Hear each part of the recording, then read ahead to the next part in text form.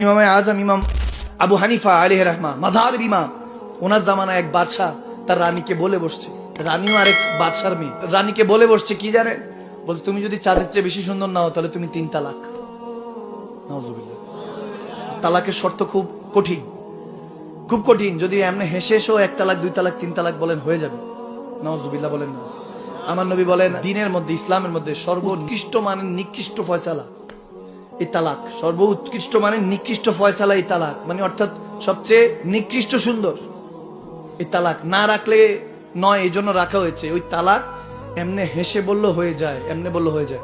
এখন বলতেছে চাঁদের চেয়ে বেশি সুন্দর না হলে তুমি তালাক। বাদশাহ তো রানীরে বলছে, এখন তো মিশরের মুফতি সাহেবরা, বাগদাদের মুফতি সাহেবরা একে অপরের সাথে ফয়সালা, হাই হাই তালাক তো হয়ে গেছে। তালাক তো এমনে বলেন, সেমনে বলেন, হেসে বলেন, রেগে বলেন, তালাক তো হয়ে যায়, ঠিক কিনা? এরপর ইদ্যত ছাড়া কোনোভাবেই স্ত্রীকে ঘরে তোলা যাবে না, অনেক হিসাব আছে।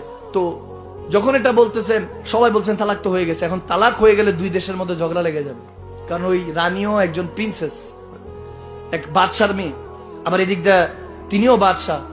এখন কি হবে কি হবে এরকম বলতে হয়। এই জন্য আমার হুজুরে পাক সব সময় বলতেন, এবং আল্লাহ তাবারক ওয়া তাআলা বলেছেন যে তুমি যখন ফেসে যাবা তখন নেককার বান্দা যারকে আমি জানিয়ে রেখেছি সেই সমস্ত ওয়া উলিল আমরি মিনকুম, ওই আল্লাহ ওয়ালাদের কাছে গিয়ে তোমার মাসলা ফয়সালা জেনে নাও। সুবহানাল্লাহ।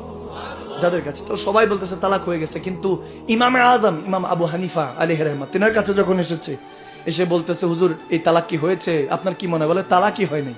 সুবহানাল্লাহ। সব বলে কি বলেন, হাফসারে বাচ্চা বলে বেঁচে গেলাম, নয়তো বাদশারা তো মারামারি শুরু হয়ে যেত, 2 দেশের মধ্যে মারামারি। কি এটা ফয়সালা কিভাবে? বলে লাকাদ খালাকনাল ইনসানা ফি আহসানি তাকওয়িম। কোরআন তো আল্লাহ বলেছেন 18,000 যত মাখলুকাত আছে সব সৃষ্টির মধ্যে সর্বশ্রেষ্ঠ সৃষ্টি হলো আশরাফুল মাখলুকাত বান্দা। সুবহানাল্লাহ।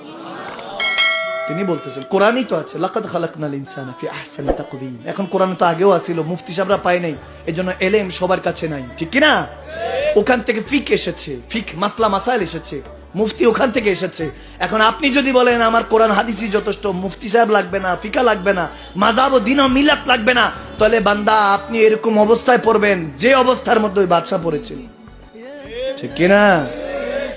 আপনার রাজ্য যাবে, তখন তো রাজ্য ছিল, এখন আপনার ঘরবার যাবে, আমও যাবো, ছালাও যাবো।